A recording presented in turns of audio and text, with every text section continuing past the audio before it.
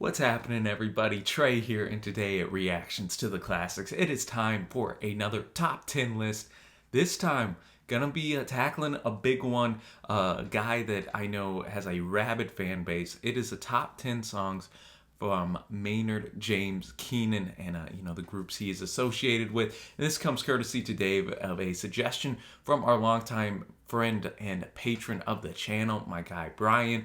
AYBL Main, as he is known on here. He also has his own YouTube channel. I'll link it down below. Be sure to check him out. But I know that he is a big fan of Maynard and of Tool and of a Perfect Circle and a Pucifer, which those three groups are all going to be represented on this list today.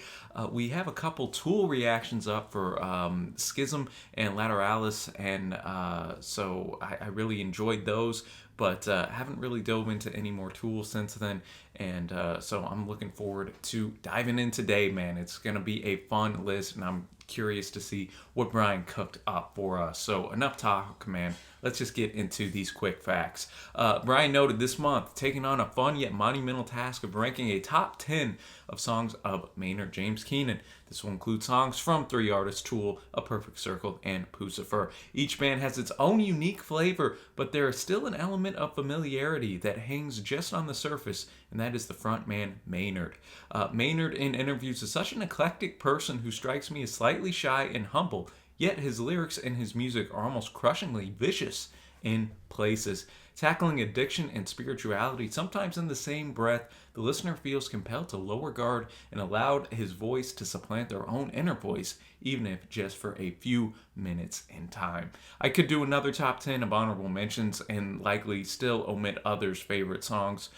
Some honorable mentions that Brian has in here are Stinkfist, Fear Inoculum from Tool, Lateralis, Sour Grapes by Pucifer, By and Down, The Noose, and Gravity by A Perfect Circle. Some of those are probably some of y'all's favorites, and I'm sure we'll get to those in future videos. But today, man, I'm looking forward to it. Let's get into this list with number 10 here. Before I do, though, just a couple housekeeping things. The music, due to just the length and copyright, won't be in the YouTube video, but there will be a link in the description to a Vimeo link where it has the full video in there, and you don't got to worry about copyright or any of that stuff. So check that out if you want the music included. And I think that's gonna cover it, man. I'm gonna have lyrics up for all of these tunes, and let's start this off strong here. Coming in at number 10 on Brian's list, we have A Perfect Circle with the track The Outsider from 13 Step.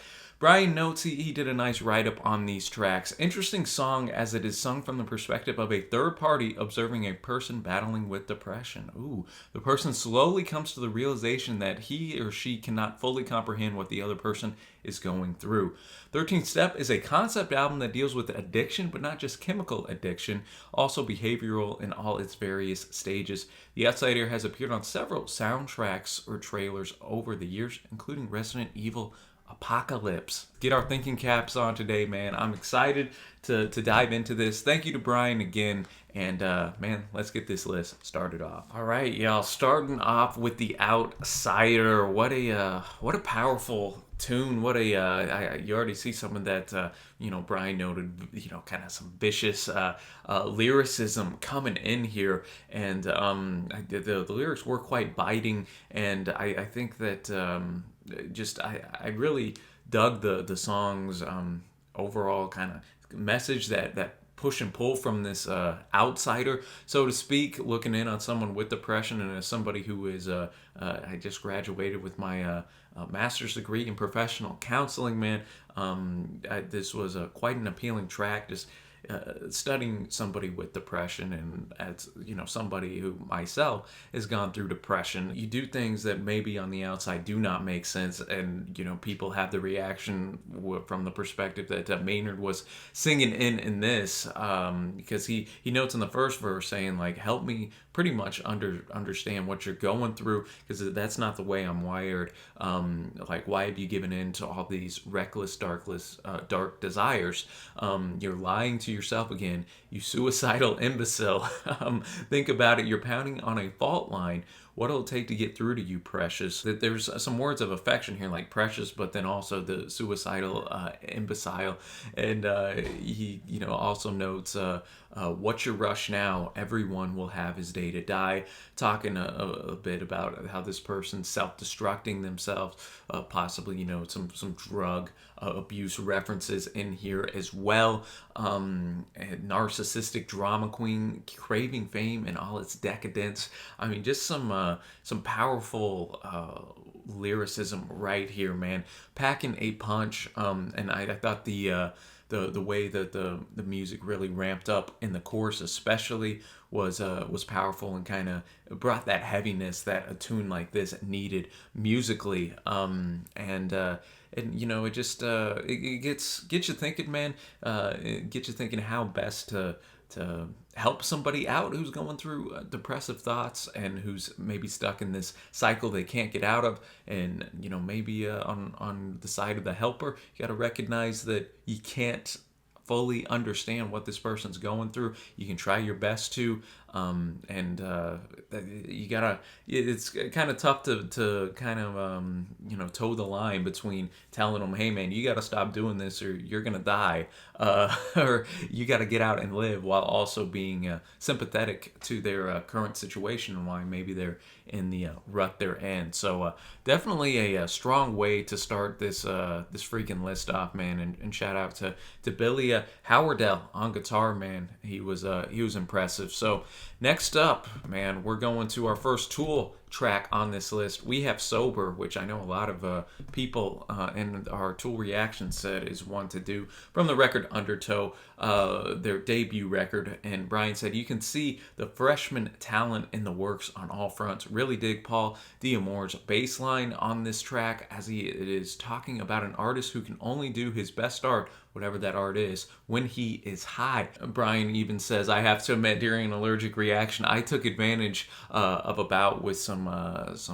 corticosteroids to complete my senior art show in college. The claymation music video became a staple of late night MTV in 1993. Now that you bring that up, Brian, we have shown this on one of our live streams. Be sure to give us a follow on Twitch, man. Have some listening parties and different theme nights where people, kind of like an online jukebox, man. And somebody brought that a couple months ago, but it's not like I've dove deep into these lyrics and whatnot. So I'm looking forward to doing that. So let's get number 9 teed off. Wow, number 9, Sober. Tool really bringing the heat on this one, man. So much to enjoy. We'll start with the lyricism, though.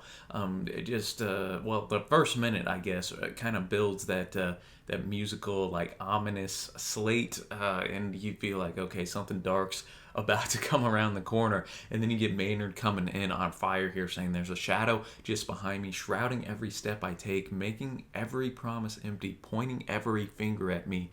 I think that's from my interpretation, that addiction that's always looming, so to speak, in that darkness, that depression, whatever you want to, kind of put all that together. That's what's looming there. And then, we get into the chorus, talking to Jesus, to Mother Mary, like, won't you whistle, won't you, something but the past and done. I think here Maynard's saying, man, I need something, someone to help and to actually help me break through. And in his experience, man, Jesus and Mother Mary isn't doing that for him, man. And in the chorus, why can't we not be sober?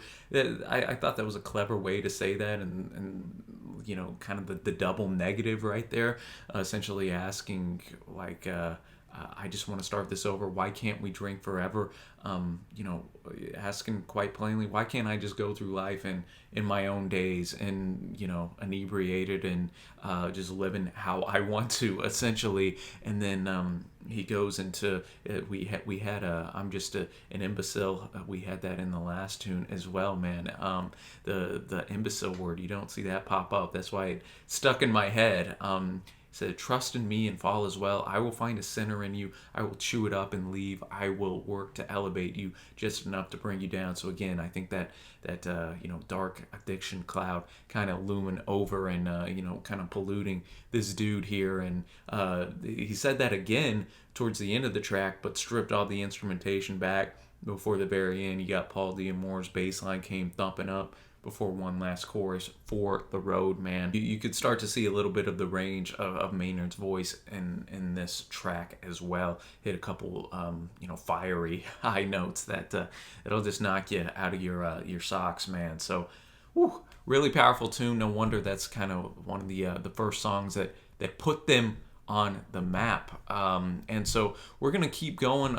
We've had a Perfect Circle, Tool, and now we're getting the first Pucifer song up here. We have the Humbling River from C is 4. And Brian notes this one is up for massive interpretation, so I can only give you what I feel about the song. From the 2009 EP, I feel like it's talking about a metaphysical obstacle that is unpassable until the protagonist comes to terms with a buried part of him or herself, and only at that time can they cross the river. I've actually found a few philosophy essays online about the song, reinforcing that Maynard's lyrics are always shadows of the listener's own belief system. Ooh, interesting, man. Well, let's get this one teed up. All right, the Humbling River coming in here, more stripped back, a more contemplative, kind of musical backing. You had Matt Mitchell just kind of with that incessant and pretty guitar riff underpinning the song here, and then you had a cello come in, which also added a bit sweetness to the tune, and Maynard here singing in a bit of a higher register, and I just thought it was a beautiful tune, man. And when the female voice came in, in the second half of the song, harmonizing, it just worked. It worked beautifully. And just on first time listen, I'm gonna go a little bit with what Brian had to say. It seems like this person's, he even notes, some of all and by them driven to conquer every mountain shown, but I've never crossed the river. There's obviously something keeping him back from crossing this river. And it's interesting, since he's already conquered so much in his life, it looks like, he's braved that forest, braved the stone.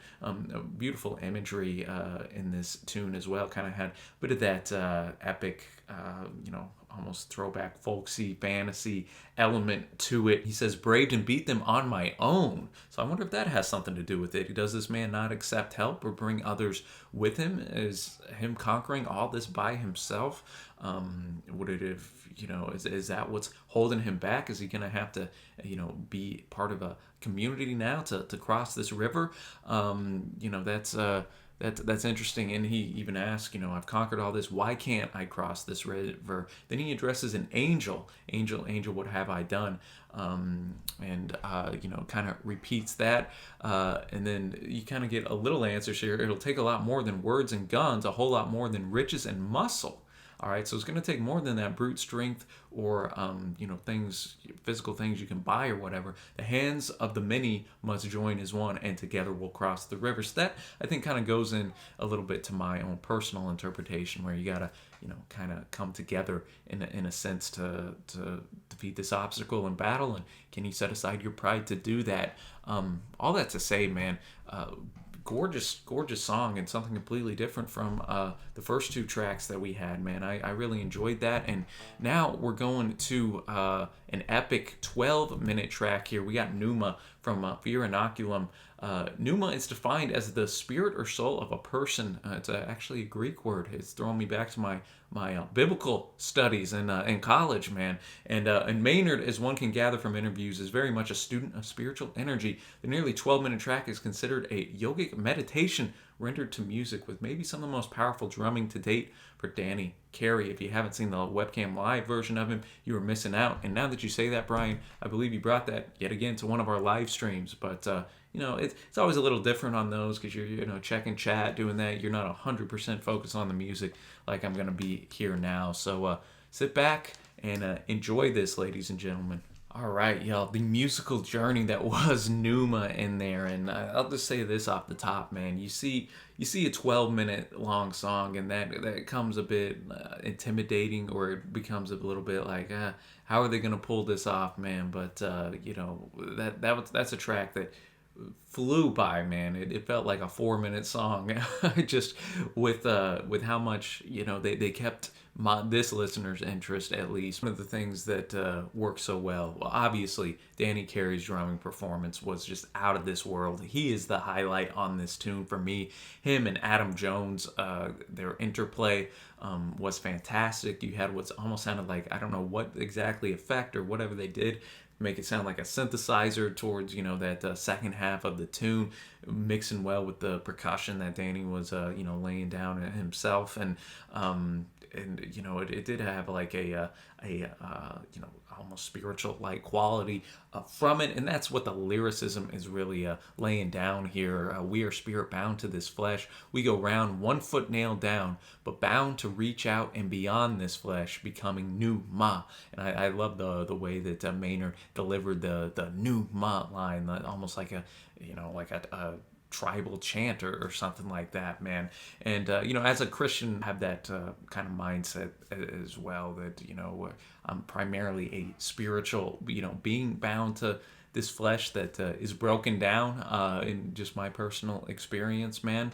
And you just with the chronic illnesses and whatnot, and having that at a young age, I'm thankful I do have my faith and have that spiritual outlook on it, that this isn't all you are. You aren't just your physical being and body, and that's kind of what and I know Maynard doesn't identify as a Christian, but going back to what Brian said, where the lyricism you can almost put in, it's up to the listener to almost interpret that. So I thought that was really really tight. And you had the nice little interlude where they just said spirit a bunch, and child wake up, release the light. I just thought it was a very powerful just burst of energy, and just kind of spirituality in a sense, man. So shout out to that. Shout out to Pneuma, man.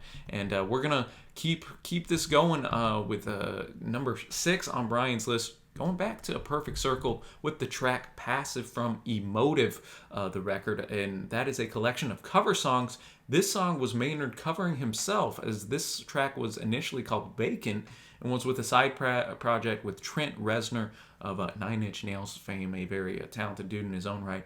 And their group was called Tapeworm. This song was reworked several times, but the writing credits were given to all those involved.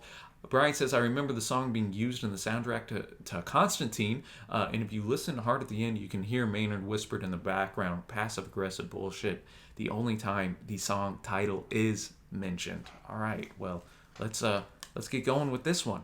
All right, Passive coming in, and yeah, you could hear very faintly in the background at the very end the title of the track finally coming in here. Another interesting track here. I know this came out just kind of reading on the Genius shortly after Maynard's mom passed away, so I think you could definitely feel some of his, well, not some, you could feel a lot of his grief, his anger, some denial in there, beaming through the track, whether this song would be addressed to his mother or not, or somebody else in his life. That's obviously up to interpretation, but as any good song does, you can put this also in your own situation. If there's somebody there where maybe they died, and there's some unresolved things, and you wanted to go and say your feelings, and now you're never going to have the chance to do that. It really kind of paints the scene at the start. Just dead as dead can be, the doctor tells me, but I just can't believe him. Ever the optimistic one, I'm sure of your ability to become my perfect enemy. And that comes through, that whole concept of the perfect enemy comes through a lot in this track. So that's why I'm hesitant to wonder. I mean, I don't know, though, his relationship with his mother, because he comes on pretty strong here, kind of against this dead person. But then you got to think of somebody in a very raw emotional state. Maybe they're not angry per se at the person, they're angry that they're dead, and then kind of putting that anger on that person themselves for dying. It's kind of a murky water, so to speak, man. But musically, yet again, love the movements and the track, the points where we kind of strip down, let Maynard's voice shine before really going in, kind of with the booming chorus getting loud. That's that really stuck out to me, man. And that concept, man. Someday I'll walk away and say, you disappoint me. Maybe you're better off this way. Just again, that wrestling with yourself and trying to make sense of it all. I think that's kind of the main message I'm taking through this song. And now we're going to a song that we actually already have a reaction to, baby. We got Schism by Tool from Lateralis. Brian said, never really thought of their music as necessarily metal, as more art rock. Nonetheless, Tool won Best Metal Performance at the Grammys in 2002 for this. Song is about all types of relationships and about our attempts to reconstruct them even as they continue to further degrade. This was the first song to enter the top 100 on Billboard for the band and is one of the most complex time signatures I have seen in a song outside of other songs by Tool themselves. So yeah, man, very Maynard's a very intelligent guy, and this song, I think, a great example of that. Reed here, kind of between the lines, maybe has more of a straightforward interpretation than a lot of the other songs that we've had up to this point. I think that just lack of communication between people and how that causes division, and how in Maynard notes even at the start, I know the pieces fit because I watched them fall away. So we used to be together, and now I know that we could be together again, but we're falling away here. Fundamental differing, pure intention juxtaposed will set two lovers' souls in motions, disintegrating as it goes. Just what a set of lyrics right there, man. Love that first verse in particular. Notes, we cannot seem to reach an end, crippling our communication. So yet again, I think that the whole disconnect between people, their differences, letting division come in, is it's kind of the theme of this track. He knows no fault, none to blame. Both people think that they're right in whatever their beliefs are, or wherever their values are laying here, that's maybe causing the division. But he knows it doesn't mean I don't desire to point the finger, blame the other, because isn't that what we always do, y'all? We always want to think that we're in the right in this situation, which isn't the case. It just can't be, man. Sometimes we're wrong, and we don't want to admit that, so you know what? I'm going to point the other finger and blame. Watch the temple topple over. It has such a hypnotic quality to it musically, and I think it is due to what Brian noted, those unique and complex time signatures where everything's a little off, and yet it all comes together in a way that just kind of puts you in a trance in a sense. And so I do love the line, cold silence has a tendency to atrophy any sense of compassion. Maynard writes at a pretty high level here. You get to words that don't normally come into music, man. Get you thinking, and I think that's why Tool and Maynard is so beloved. Great track right there. If you want to further break down, you can check my dad and I's reaction to this song in particular. But we're gonna move now to number 4 on Brian's list. We got 3 Libras from A Perfect Circle here. This is from the Mare de Noms. Hopefully I didn't butcher that too bad. Or the Sea of Names album. The song is had several meanings thrown out there over the years. One particular is that the concept of 3 Libras is one where instead of nurturing the good qualities of individuals around us, we feed or use it negatively for selfish purpose. Interesting. Brian said, I was particularly fond of the strings used throughout the track, providing a more orchestral texture to the song. Well, with that build up, I'm ready, man. Let's get it. All right, 3 Libras coming in at number 4 on the list. The shortest song on this list, man, but it still made the most use of its time, man. And had a bit of a more chilled out atmosphere to it, not only with the strings coming in at the end, but Maynard's vocal delivery too was a bit more less gruff, I guess you could say, a bit sweeter in his vocal delivery, which kind of reflected what my interpretation of it, with the kind of a bit of a love story I think we have here. And the guy notes, threw you the obvious and you flew with it on your back, a name in your recollection down among a million. Same. Difficult not to feel a little bit disappointed and passed over when I look right through you. So I think here we have somebody who's really in love with somebody else, who that person's not reciprocating that, whether they're just stuck in their own world and own mind, or they just don't love this other person and don't see maybe the benefits to being invested with this person.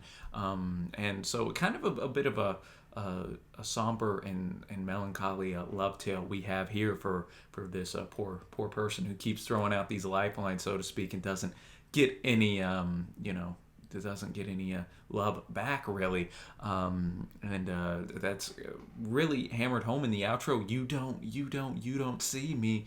I thought the passion and emotion from Maynard in that outro in particular was notable, man.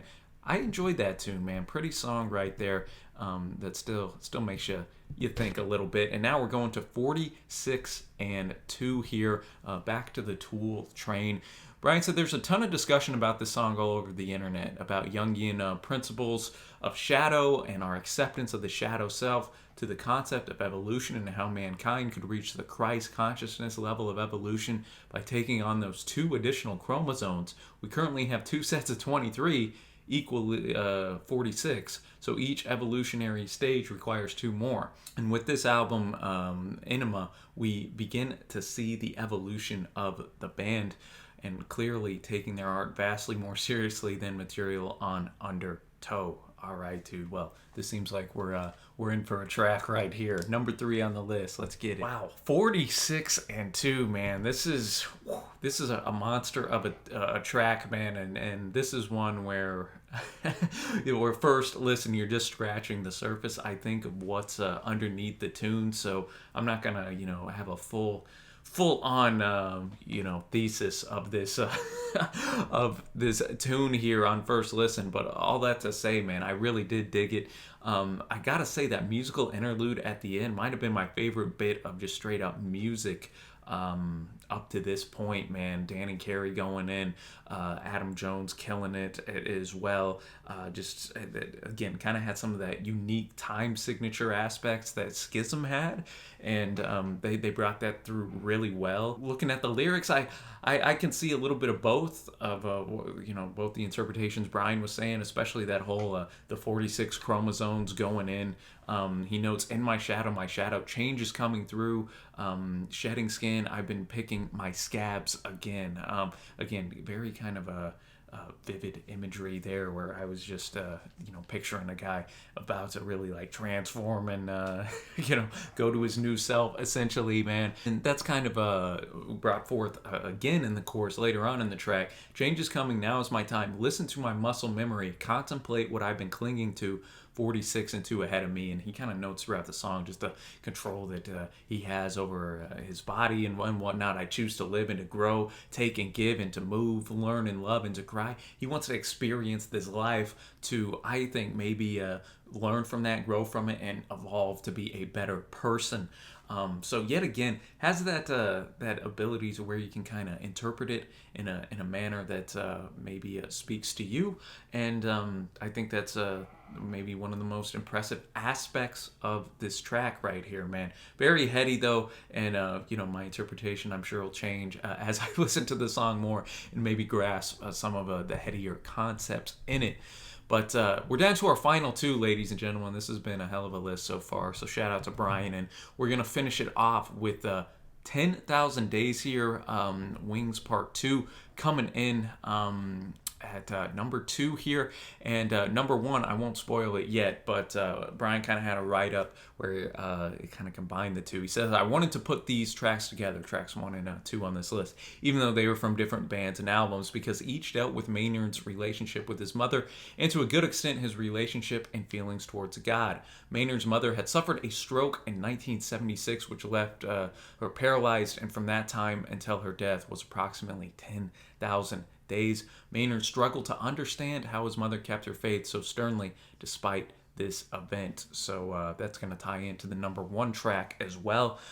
So this is going to be another epic tune here, 11 minutes. So man, I'm looking forward to this.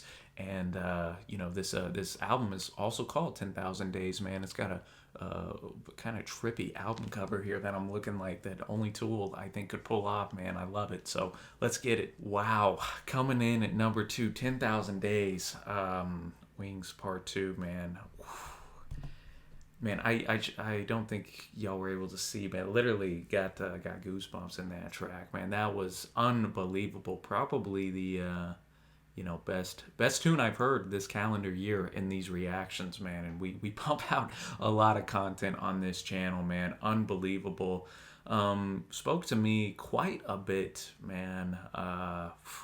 That one will take your breath away. Dang, 11 minutes, and it made the most use of that time. Here, man, Maynard coming from, and again, I don't want to speak for Maynard if he's not explicitly said. He obviously has his questions about God. I don't know if he's agnostic, atheist, or somewhere, wherever his spirituality is. But his mother, Judith Marie, man, she kept her faith, and that, through all that trials that she went through, and then that made Maynard kind of question things and think about, like, okay, if she has this belief and is stuck through all this, then she deserves to go to heaven before anyone. And he kind of takes some shots at the ignorant siblings at the congregation, gather around spewing sympathy, spare me. He kind of there's so much emotions going on here, from anger to questioning to obviously such sorrow and sadness to he notes but enough about the collective Judas, all the people who maybe say one thing and live their life another. Who can deny you were the one who illuminated your little piece of the divine? So many great lines in this, man. And this little light of mine, a gift you passed on to me, I'm gonna let it shine to guide you safely on your way home. And man, he was able to kind of paint the picture of heaven better than a lot of worship music that I know, man. He says, I only pray heaven knows when to lift you out. 10,000 days in the fire is long enough.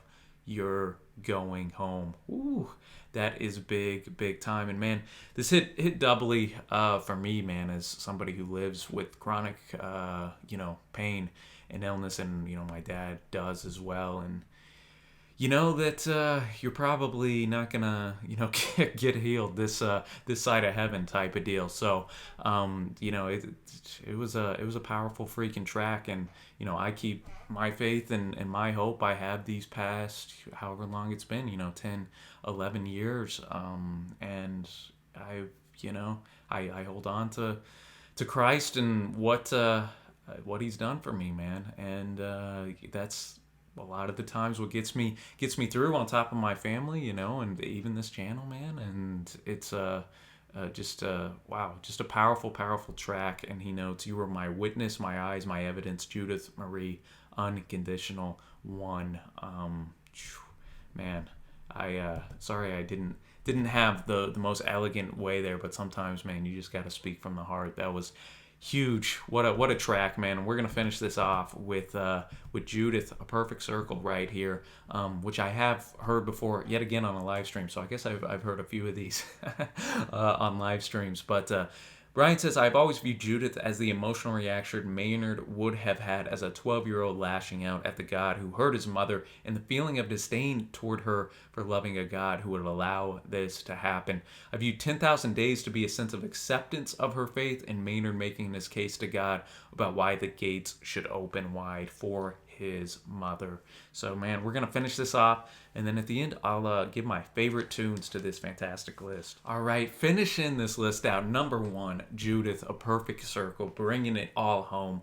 And I loved how Brian paired this with 10,000 Days, man. That kind of dichotomy between the two tracks, the vicious anger that Maynard has in this tune compared to the more kind of accepting nature and love for his mother that he had in 10,000 Days. I like the interpretation Brian had, like almost like you're a kid lashing out towards God, and just that anger there. And even if Maynard's an adult doing this and still has that rawness, still is going with that passion and that hurt he just wore it on his sleeve in this song. And I think it came through in the vocals and the power and the screams he had. Probably his best overall vocal performance was on this tune from the songs we had today, man. And he kind of he just really is questioning, like, why exactly are you praising God, whenever you weren't over there putting a spear in Jesus' side, you didn't kill anyone, you didn't hurt anyone, and yet all this still happened to you, and that pisses Maynard off, man. And you hear that a lot from people, like, why would a loving God allow such a thing to happen to somebody who's innocent? And I won't go down that whole theological rabbit trail from this. I'll just speak from my own experience, man. Like I was a believer before I came into chronic pain as a teenager, and I've been a believer after. And I would say after the fact, my faith actually grew, as it appears Judith did. She kept the faith to the end, man. And you do sometimes, think like, huh, man, why me exactly? Why'd this have to happen to me? And yet through it all, I think we sometimes got to look at that opposite side. Like, yeah, this has taken a lot from me, but you got to think as well. Maybe this protected me from certain situations I would have been. Maybe I would have, if I was fully healthy or fully this, fully that, would have gone down a different path and would have shunned God and not needed him. Maybe he needed to bring me to this place to where I could come to faith in him and rely on him. That's what I've seen in my life. I sympathize with those that don't have that viewpoint as well. And and from my perspective and my beliefs, I believe the world is fallen, and sin and Satan is is an aspect and a reality, and that is where a lot of pain and heartache stems from. Those are my beliefs as a Christian person, and I've drawn strength from through my hard times and trials from God and from my belief in Christ, and the ultimate hope that I have in that, and my belief in that going back to 10,000 days, one day, man, I will be pain free and be able to worship the Lord forever, man. And that's the best thing that can happen for me. On Maynard's side, though, I also empathize and get where he's coming from in this too. I think Christians maybe on the surface would read this song and be like, whatever, instead of, all right, where's this guy's pain coming from? Could you imagine seeing your mother, like, for no reason, just no reason apparently, just boom, man, it's done, and her life's forever altered, and man, that'd be so difficult, man. And so I think you got to be slow to judge, man. You got to be quick to empathize, slow to judge. That's my motto, man. And so I think that Maynard brought the absolute heat here. And shout out to the guitar work as well. That was soaring. Just a wonderful instrumentation, and get you thinking, believer and non-believer alike, man. And just a great list right here, man. And that'll take us now to favorite tracks. This is going to be tough for me, Brian. Number one is, of course, going to be 10,000 Days. Just spoke to me personally quite a bit. Got to shout out The Humbling River, the only Pucifer song we had on here. Pneuma, I think just for Danny Carey's performance, was fantastic. Three Libras was a bit of a sweeter tune that I enjoyed as well. I mean, Sober, you gotta, of course, give a shout out to that. The Early Days at Tool, 46 and 2 was just so interesting and unique as well. And just wrapping up this list, man, I think that you see Maynard's just unbelievable talent as a vocalist, the range he has as a lyricist, touching on so many different topics, from religion to science to the human condition, relationships, knowledge, everything in between, man. One of the best top 10 lists I think we've done this year. And be sure to give Brian, the Tool Army, man, y'all come through big. Be sure to give Brian some love in the comments below. Let me know your top 10 Tool songs, and Maynard songs in general, man. Throw in your favorites from Pucifer and Perfect Circle as well. Thank you again, Brian. This was a great one to do. And until next time, y'all, thanks so much for watching. Happy listening. And until next time, I will see you.